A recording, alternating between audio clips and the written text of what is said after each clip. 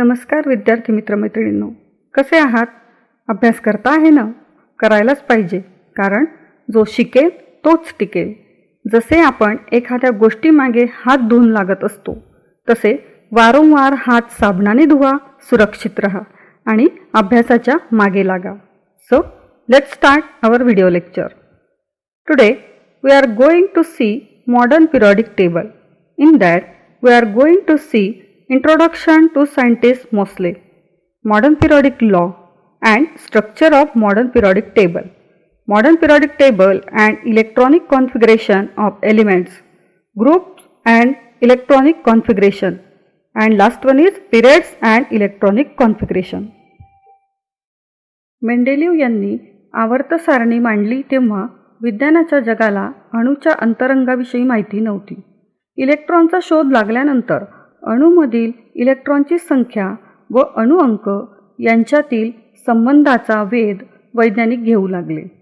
त्याच्यानंतर the English scientist Henry Moseley demonstrate with the help of experiment done using X-ray tube that the atomic number that is Z of an element corresponds to the positive charge on the nucleus or the number of proton in the nucleus of the atom of that element, and he suggested that atomic number is more fundamental property of element rather than its atomic mass. Henry Moseley यांनी प्रयोगातून असे दाखवून दिले की मूलद्रव्याचा अणुअंक म्हणजे त्या मूलद्रव्याच्या अणुकेंद्रकावरील धनप्रभार होय. यालाच प्रोटॉनची संख्या असे सुद्धा म्हणतात. मोस्ले यांनी अनेक मूलद्रव्यांचे अणुअंक प्रयोगाने निश्चित केले आणि त्यामुळे अणुवस्तुमानापेक्षा मूलद्रव्याचा अधिक मूलभूत गुणधर्म हा अणुअंक आहे हे समजले.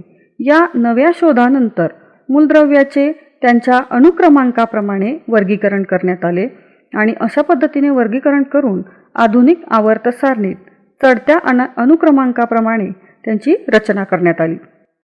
Now we see statement of modern periodic law.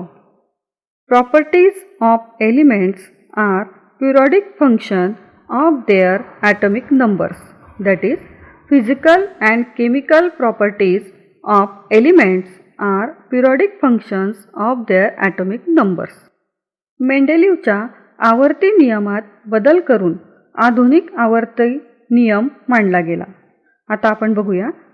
मूलद्रव्याचे गुणधर्म हे त्यांच्या अणुअंकाचे आवर्ती फल असतात. Now we see modern periodic table म्हणजेच आधुनिक आवर्त सारणी. First of all we see what is mean by modern periodic table म्हणजेच आधुनिक आवर्त सारणी म्हणजे काय. The classification of elements resulting from an arrangement of elements in an increasing order of their atomic numbers is the modern periodic table. मूलद्रव्यांची मांडणी त्यांच्या अणुअंकाच्या चढत्या क्रमाने करण्यात आली आणि त्यानंतर मूलद्रव्यांचे जे वर्गीकरण मिळाले ते म्हणजे आधुनिक आवर्त सारणी. आणि या आवर्त सारणीमुळे मूलद्रव्याच्या गुणधर्माचे भाकीत अधिक अचूकपणे करता येते.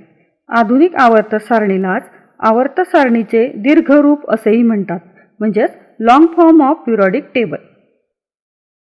In modern periodic table, elements are arranged in accordance with their atomic number. याचा फायदा असा झाला की most of the drawback of Mendeleev periodic table appear to be removed.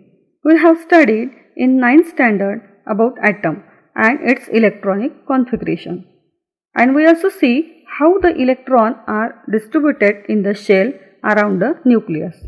The total number of electrons in an atom is same as the atomic number. The relation between atomic number of an element and its electronic configuration is clearly seen in modern periodic table. मूलद्रव्याचा अणुअंक व त्याचे electron स्वरूपण यांच्यातील संबंध आधुनिक आवर्त सारणीमध्ये आपल्याला स्पष्टपणे दिसून येतो. आता आपण बघणार आहोत आधुनिक आवर्त सारणीची रचना म्हणजेच structure of modern periodic table. कोणत्याही मूलद्रव्याचा अभ्यास करण्यासाठी मॉडर्न पिरियॉडिक टेबलचा वापर केला जातो. या टेबलाची आपण आता रचना बघू. In modern periodic table the elements are arrange in the order of their increasing atomic numbers. सर्व एलिमेंट्स हे बघा रचलेले इथे की इन्क्रीजिंग ॲटॉमिक नंबरनुसार रचलेले आहेत. त्यानंतर in this table there are 7 horizontal rows. बघा हे 7 हॉरिझॉन्टल रोज दिसत आहेत. That is known as a periods. 1 ते 7 अशा आडव्या ओळी आहेत. या आडव्या ओळींना आवर्त असं म्हणतात. आणि 18 व्हर्टिकल कॉलम्स 1 ते 18 दाखवले बघा आपल्याला इथे टेबलमध्ये. It is called as a group. उभ्या 1 ते 18 ओळींना म्हणजेच यांना स्तंभ म्हणतात. या स्तंभांनाच गण असं म्हणतात. The arrangement of periods and group results into the formation of boxes. इथे एक तुम्हाला दिसेल की प्रत्येक मूलद्रव्य हा बॉक्समध्ये ठेवलेले आहे आणि या रचनेतून अशा चौकटी तयार झालेल्या आहेत. या प्रत्येक बॉक्समध्ये वरच्या बाजूला मूलद्रव्याचा अणुअंक दर्शवलेला आहे. प्रत्येक मूलद्रव्यासाठी वेगळा म्हणजे सेपरेट असा बॉक्स दाखवलेला आहे. Apart from this rows there are 2 row of elements place separately at the bottom of the periodic table. खालती आपल्याला 2 ओळी दिसत आहे बघा. They are known as a lanthanide and actinide series. There are 118 boxes in the periodic table. म्हणजेच एकूण लॅन्थेनाइट व ॲक्टेनाइट श्रेणी या धरून 118 मूलद्रव्यांसाठी येथे जागा दिलेली आहे आणि 118 मूलद्रव्यांनी ही आवर्त सारणी पूर्णपणे भरलेली आहे. On the basis of electronic configuration the elements in modern periodic table are divided into 4 blocks. That is 4 खंडांमध्ये त्यांची विभागणी झाली आहे. पहिला आहे s block, p block, d block आणि f block. S block constitute first and second group. P block constitute 13 to 18 group. D block constitute 3 to 12 group. F block constitute lanthanide and actinide series of element. हे बघा या टेबलमध्ये आपल्याला हे सगळं दिसत आहे. आता आपण बघू. एस ब्लॉकमध्ये फर्स्ट ग्रुप हा अल्कली मेटलचा आहे म्हणजे अल्कली धातूचा आहे पण हायड्रोजन वगळता. सेकंड जो ग्रुप आहे तो आहे अल्कलाइन अर्थ मेटलचा म्हणजेच अल्कली मृदा धातूचा. पी ब्लॉक जो आहे यामध्ये बेसिक मेटल आहे, त्याच्यानंतर मेटॅलॉइड्स, त्याच्यानंतर नोबल गॅसेस, हॅलोजन फॅमिली आणि झिरो ग्रुप. त्यानंतर डी ब्लॉक जो आहे या मध्ये जे इलेमेंट आहे त्यांना ट्रान्झिशन इलेमेंट म्हणतात म्हणजे संक्रामक मूलद्रव्य म्हणतात. एफ ब्लॉक जो आहे त्याला इनर ट्रान्झिशन इलेमेंट म्हणतात म्हणजेच त्यामध्ये जे मूलद्रव्य आहे त्या सर्व मूलद्रव्यांना इनर ट्रान्झिशन इलेमेंट असं म्हणतात म्हणजेच अंतरसंक्रामक मूलद्रव्य म्हणतात. या टेबलमध्ये आपल्याला एक झिगझॅग लाईन दिसते आहे. This zigzag line shows 3 traditional type of elements. ते आहे मेटल्स, नॉन मेटल्स आणि metalloids. All metal lie on left side of this zigzag line and on right side of zigzag line non-metals lie. Metalloid lie along the border of this zigzag line. या आधुनिक आवर्त सारणीमध्ये ही zigzag line म्हणजे एक नागमोडी रेषा दिसते आहे. या नागमोडी रेषेच्या डाव्या बाजूला धातू तर उजव्या बाजूला अधातू असे दिसतात. म्हणजे या लाईनीमुळे या दोघांचे असे 2 भाग पडतात. यामध्ये आपल्याला हे वेगवेगळे मूलद्रव्य दिसत आहे. उदाहरणार्थ boron, silicon, germanium, arsenic, antimony, tellurium आणि पोलोनियम हे सर्व जे आहे हे मेटॅलॉइड्स आहे म्हणजे धातू सदृश्य आहे. या सर्व मूलद्रव्यांचा इथे समावेश होतो. आता आपण पुढचा पॉईंट बघूया. Modern periodic table and electronic configuration of elements म्हणजेच आधुनिक आवर्त सारणी व मूलद्रव्यांचे इलेक्ट्रॉन संरूपण. Within a period the neighbouring elements differ slightly in their properties while distant elements differ widely in their properties. Elements in the same group shows similarity and gradation in their properties. एका आवर्तामध्ये म्हणजेच पिरियडमध्ये शेजारी शेजारी असणाऱ्या मूलद्रव्यांच्या गुणधर्मांमध्ये थोडा फरक असतो. पण जसजसे एका पिरियडमध्ये आपण मूलद्रव्य बघितले, जसजसे आपण लांब जावे तसतसे त्या मूलद्रव्यांच्या गुणधर्मांमध्ये खूप फरक असतो. उदाहरणार्थ लिथियम आणि ऑक्सिजन हे एका पिरियडमध्ये आहे म्हणजे आवर्तामध्ये आहे, पण एकमेकांपासून लांब आहे, म्हणून त्यांच्या गुणधर्मांमध्ये आपल्याला बदल दिसून येतो. लिथियम हे मेटल म्हणजे धातू आहे, तर ऑक्सिजन हा नॉन मेटल आहे म्हणजेच अधातू आहे. एखादे मूलद्रव्य आधुनिक आवर्त सारणीच्या कोणत्या ग्रुपमध्ये किंवा पिरियडमध्ये आहे म्हणजेच गण आणि आवर्तामध्ये ठेवायचे आहे किंवा ठेवलेले आहे हे त्याच्या इलेक्ट्रॉन स्वरूपणावरून ठरते. Now we see groups and electronic configuration. Here we see what is the relationship between groups and electronic configuration of elements.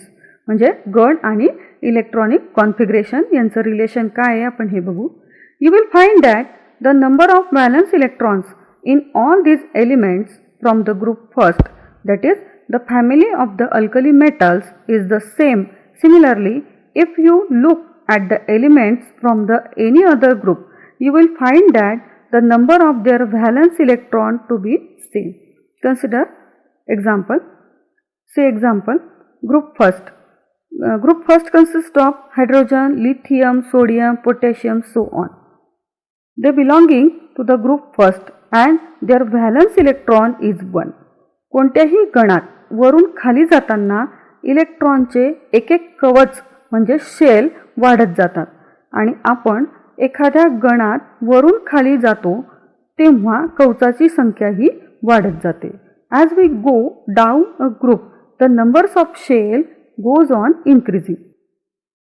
In modern periodic table there are 7 horizontal rows. In this period change in valency of an element varies electronic configuration. The number of valence electron is different in these elements. However, the number of shell is the same. In a period, while going from left to right, the atomic number increase by 1 at a time, and the number of valence electrons also increase by 1 at a time. In period, there is a gradation in the properties of the elements. The elements with the same number of shell occupied by electrons belonging the same period. आवर्तातील मूलद्रव्यांमधील संयुजेतील होणारा बदल electron स्वरूपणाप्रमाणे असतो. मूलद्रव्यांमधील संयुजा इलेक्ट्रॉनची संख्या वेगवेगळी असते, मात्र त्यांच्यातील कवचांची संख्या एकसारखी दिसते. आवर्तामध्ये डावीकडून उजवीकडे जाताना जसा अणुअंक एकेकाने वाढतो तशी संयुजा इलेक्ट्रॉनची संख्या सुद्धा एकने वाढत असते. ज्या मूलद्रव्यांमधील इलेक्ट्रॉन असलेल्या कवचांची संख्या एकसारखी असते तेव्हा ती मूलद्रव्य एकाच आवर्तामध्ये असतात. के शेलमध्ये हायड्रोजन, हेलियम या मूलद्रव्यांचे इलेक्ट्रॉन असतात. त्याचप्रमाणे के व एल या 2 कवचांमध्ये दुसऱ्या आवर्तातील lithium, beryllium, boron, carbon, nitrogen, oxygen, fluorine आणि निऑन या मूलद्रव्यांचे इलेक्ट्रॉन्स असतात. त्याचप्रमाणे के एल एम या 3 कवचांमध्ये तिसऱ्या आवर्तातील म्हणजे sodium, magnesium, aluminium, so on up to ऑर्गानपर्यंत या मूलद्रव्यांचे इलेक्ट्रॉन असतात. मूलद्रव्यांची रासायनिक अभिक्रियाशीलता ही त्यांच्या संयुजा इलेक्ट्रॉनची संख्या व संयुजा कवच कोणते आहे यावरून ठरत असते.